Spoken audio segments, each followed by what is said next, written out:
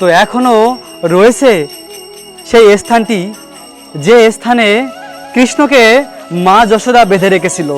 একবার ভেবে দেখুন প্রিয় ভক্ত, যে ভগবান কৃষ্ণ অনন্ত কোটি ব্রহ্মাণ্ডের মালিক, ব্রহ্মা শিব যার আরাধনা করে, সেই কৃষ্ণকে মা যশোদা এই স্থানে বেঁধে রেখেছিল। এই সেই দুর্লভ স্থান এবং 5000 বছর পুরানো এই স্থানটি।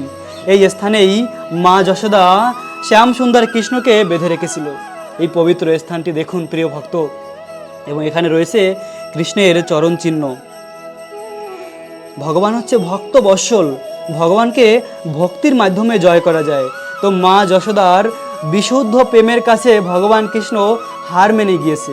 ভগবানকে কেউ বাঁধতে পারে না, ভগবান হচ্ছে পরম পুরুষোত্তম, কিন্তু সেই ভগবান এই স্থানে বাধা পড়ে গেছে। কিভাবে? মা যশোদার বিশুদ্ধ প্রেমের কাছে বাধা পড়েছে।